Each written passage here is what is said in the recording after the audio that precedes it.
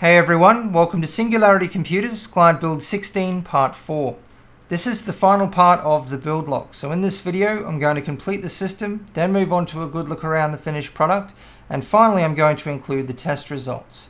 You can see that I'm still in the middle of the custom wiring. I also need to install the power supply, the optical drive, and the lighting. I'm going to start with the optical drive. In the last video, I showed the custom optical drive bay that we've made for this build from lightweight 7075 alloy, welded together and polished to a mirror finish. Now we've left some of the welds slightly exposed to fit the theme of this build. You can see I've drilled a number of holes in the bay and I've tapped M4 threads, which will be to hold the drive in position but also to get the correct adjustments. And you'll see how all of this works shortly. Now installing the optical drive has been very time consuming, not just the mods which required a lot of accuracy, but there's also the problem of connecting the optical drive to the motherboard, which I knew could be a problem from the beginning because of the limited mid-board connectivity on this motherboard, which is mostly taken up. The SATA ports are all taken, the mid-board USB 2 is taken by the Aquero, so all we have left is a PCI Express x1 slot and a SATA M.2 port. Converting them out will just be far too messy. And these are the options that the client sent me, 3 converter PCBs, only a couple of which would actually work, but they'd just be so bulky and ugly with other cables and converters involved that it's just really not worth doing. So the best option, and also the closest option, is the midboard USB 3 header. But there's no cable, at least that I could find, that goes from slim SATA to a male 20-pin USB 3 connector. So I'm going to have to make my own cable. I mean, I could use this cable combined with this converter, but the converter doesn't fit and it's just too bulky. So I ended up cutting up another cable and getting the male 20-pin USB 3 connector, cutting all the plastic from around it to expose it so that I could get access to it. I soldered the necessary wires, and you do have to be very careful with these cables because the wires are very fine. There's a lot of them. The cables are often shielded, they have plastic around them, and then the 20-pin connector, I mean, I had to cut all the plastic from around it very carefully. So afterwards, to get the shape back, I actually ended up using silicone so that the cable didn't look messy, and I ended up with something that, I mean, it looks factory. I'm really happy with it. I've sleeved the cable. It works perfectly. And not only is it a data cable, it's also the power cable. And, you know, it's compact, almost invisible. So I'm very happy with the way that's turned out. The system is now complete. And we'll start by taking a look at the optical drive now that it's mounted finally. So you can see it protrudes just enough to touch the inside of the outer panel, and the hole on the inner panel is the exact same shape as the optical drive so that it's a nice tight fit. And the slit on the outside we actually made big enough so that we didn't have to use felt or something similar. And you can see how I've used the existing bolts on the case. I just had to use a slightly longer bolt to mount the optical drive. I had to modify it slightly again. I cut either side off it, otherwise it was going to be in the way of the latches for the front panel. And you can also see how I'm using the M4 bolts to hold the drive in position, but also to get the correct adjustments and angles, which is very important. If you don't get that right, it's going to look terrible and it also may not work properly. So you can see the cable that I made up here where it connects to the back of the optical drive. It then disappears into this bundle, and you can just see it down the bottom here where it connects to the 20-pin midboard USB 3 header. So that's worked out really well.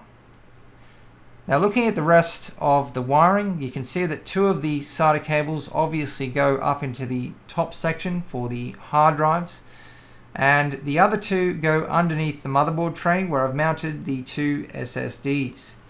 Now usually the SSDs would be mounted around the other way with the connectors facing forwards, but I didn't want to have all of the cables sticking out too far, and mounting them around this way means that the connectors aren't visible. It's just a lot cleaner. It means you have to use longer cables, but it definitely looks better. You can hide away a lot of the cable mess. Now I didn't actually have enough peripheral connectors on this power supply for all of the SATA power and Molex that I need. So I had to split two of them. So each SATA power I've split right from the connector. One goes to one of the hard drives, one goes to one of the SSDs. And really the best and easiest way to split these cables is with the 90-degree connectors, but sometimes you can't do that, like in this case. And this is definitely the cleanest way of doing things in this case, but you do have to be really careful because doing things this way, you need to run two wires into the one pin. So sometimes you may need to use a smaller gauge wire depending on the pins you are using, but you just need to be very careful to make sure you get proper contact, that the pin actually holds. I mean, you always need to be careful for all of this, but you know, sometimes it just won't even work. As long as you have the right pins though, and you're very careful, you can get it to work. And in this case, it was just the far cleaner option. So this is how I've connected the lighting. There's an extra PCB which can be connected to this motherboard. It actually comes with it, which gives you another two 4-pin fan headers. Looking at how I've connected up the Aquero, you can see it's powered via Molex. I've used a 90-degree connector to reduce mess. There's 4 fan connectors here. 3 of them are 3-pin for the fans, and there's one that's 4-pin for the pump. It's actually running PWM to pick up the RPM. And then there's the USB connection, and I'll show you what this enables coming up. Now you can see what I've done with the power and reset buttons. This is really the only way to clean them up with a whole lot of heat shrink. It's definitely a massive improvement. And on the other end, where they're connected to the motherboard, instead of using the tiny little connectors, which I really don't like, they're messy, they fall off easily, I've used a USB 2 connector, and I do this in all of my builds now. It works great. You can see there's another cable coming out of the reset button, and it goes up into the top compartment of the case. This is actually running an LED. It's a bright white diffused LED, and this is for an extra hard drive activity light, which was another client request. And I'll talk about this coming up once the build is up and running and you can see it in action. The reason that the client actually decided to do this. But all we did was run it off the hard drive activity light, which is actually in the center of the reset button. And so there's just 2 hard drive activity lights now. Now, when I was building this system, I had a big concern about running all of that wiring up into the top compartment. But it's actually worked out nicely, mainly because of how compact the build is, a small form factor case. It means that the wiring didn't really have to be run that far, so it didn't end up looking too bad. Now, I've always had a lot of questions about the fittings I use in my builds, so I've decided to start listing the fittings I use like I used to, but only occasionally. But I'm going to particularly do it in builds like this where I have a lot of interesting fittings configurations.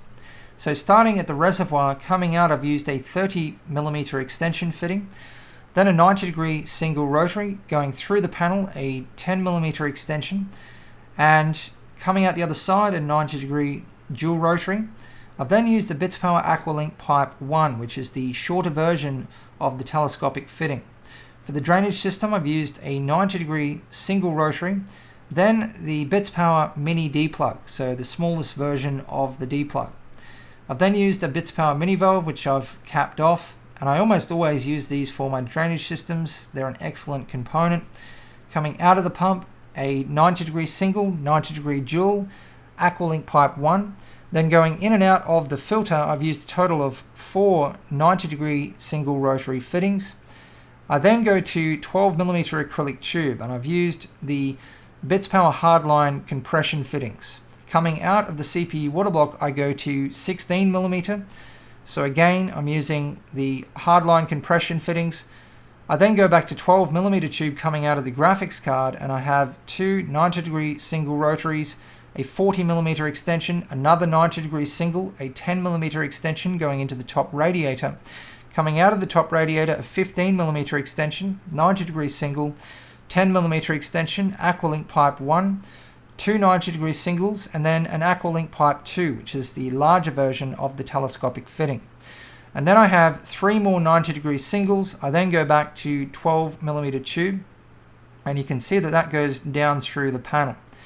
And the reason I had to do things this way, I couldn't use the through panel fittings everywhere, which normally when you go through a panel, that is the way to do things cleanly, but there just wasn't enough room for it, as you can see. So, I mean, there's no rules, you just do what works best and what looks best, obviously.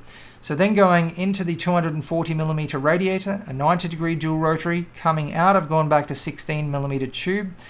I've then used a through panel fitting, as you can see here. I have plenty of space for it here, so I can use it. Back to 12mm tube, then a 90-degree single rotary and a 25mm extension. Now this component comes installed over the inlet to the Aqua Computer reservoir I've used in this build, and it's designed to break up air bubbles.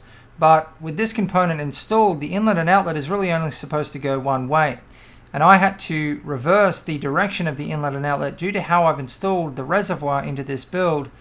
So I had to remove this component. And I normally remove components like this anyway because I find that they're usually unnecessary and they only create further flow restriction. I've now installed all of the outer panels onto the case, and this is actually the first time that I've had the case fully assembled and the build complete. And I'm now seeing some of the decisions that I made very early in the build, how they actually look and how they've worked out. Because normally when you test fit, you don't install absolutely all of the components. You leave out things like the wiring and the lighting, and additions like this, usually final additions, can really make a big difference to the aesthetics.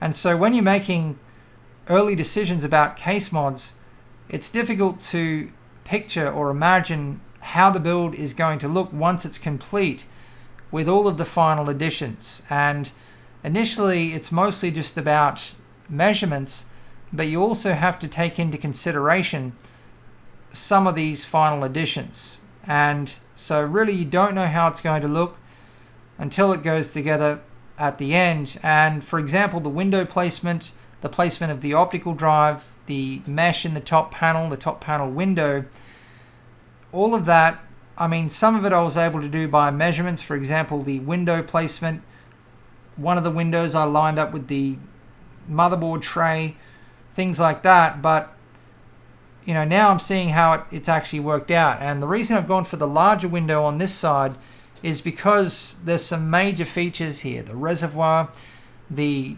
filter with the brass plate, the Aquero, the graphics card water block. I wanted all of that to be visible. There's nothing to hide on this side of the build.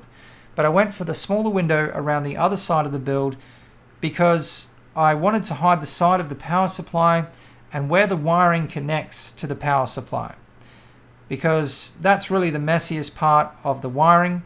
And all of those connectors going into the power supply is something that I normally try to hide. The full window on the top was another client request. You can see that I've installed the side panel windows on the inside, but the top panel window on the outside. I actually had to do this because there wasn't enough room for the top panel window underneath the top panel, because the highest component in the top panel section is actually the fittings, so they were too high. And I actually prefer the top panel window on the outside anyway. It does add a little bit more character to the case, being able to see the edges of the acrylic and the way I've curved them, so I'm happy with the way this has turned out. Now, another final addition that I've made to the case is this top panel mesh. And what I did to this mesh to fit the theme, it's stainless steel mesh. I heated it with a blowtorch to try to get the greens and violets, and they did come out a little bit, but the mesh mostly just went black. So I decided to use some candy semi-transparent paints to get a similar effect to the custom paint job. And you can see that how that's worked out. It is fairly similar, and the way I've mounted that mesh is with M4 bolts and large washers on the inside. Looking at the back panel, you can see the amount of detail back here, and you can also see how I've done the top panel mesh. The system is now up and running, so at last you can see the main feature of the build, the Western Digital Velociraptors, in action. You can also see the extra hard drive activity LED up here. Now I noticed there was still a number of comments on the last video, people who don't really understand why these hard drives were installed. Why did I install such ancient, loud hard drives, but also such beautiful components? Obviously not for practical reasons. If this was a practical build, these would be SSDs. This is the main feature of the build and the reason for the name typewriter, as I've mentioned. The exposed internals and also the noise that these hard drives make, they are fairly loud, brings a typewriter to mind. And actually the noise from these hard drives is also a major part of this feature and the reason that the extra hard drive activity LED was installed. Having bright white light flashing in rhythm with the noise from the hard drives is to increase the impact of this feature. Just a brief listen to the noise from the hard drives. They're actually not as loud as I remember. You can hear the fan noise also, and considering that the fans are only running at half their RPM and there's only 3 fans, you can hear how quiet the hard drives actually are. And it's more the noise of the hard drives actually spinning. It's almost like fan noise that is more noticeable than anything else. So you can see the lighting in action. So I've used 2 dark side LED strips, one on either side of the build at the top. And the quality of these LED strips is amazing. I use them as much as I can now. How bright they are, the colors, the UV effect from dark side UV LED strips is the best I've seen. And they're so bright that normally I have to adjust them down a little bit. In this build, I've adjusted them down to 70% of their brightness. And because I've connected them to the motherboard, I was able to use the fan profiles in the BIOS to adjust the brightness of the lighting. And I've actually set it up so that the lights go bright when the CPU reaches 80 degrees, just as a, some sort of warning. So that's the great thing about connecting lighting to your motherboard. Not only, is there often extra fan headers that are free, you don't have to run the wiring as far, so there's not as much wiring mess. It's just a whole lot cleaner. You also have profiles to play around with. Now the thermal design in this build, the front 2 fans are pushing cold air in and the top fan is exhausting hot air out. So the design works with convection and there's positive pressure inside of the case. The power supply, as you can see, is isolated from the thermal design. Just a brief look at the optical drive in action. So as I mentioned, we've made the slot on the front panel bigger so that we didn't have to use felt or other material because it didn't really suit this build. And also because the front panel actually moves slightly and there's really a very small margin of error here. We decided to stick with the stock LED colors on the power and reset button because it does suit the theme. I'm now going to take you through the test results. I overclocked the CPU to 4.4 GHz, 1.275 volts, and the graphics card 100 MHz on both the core and memory. So I will have stock clocked results and overclocked results. Starting with the temperature results, for all of my temperature testing, I mathematically adjust my ambient temperature to 20 degrees Celsius. All of the results are in degrees Celsius.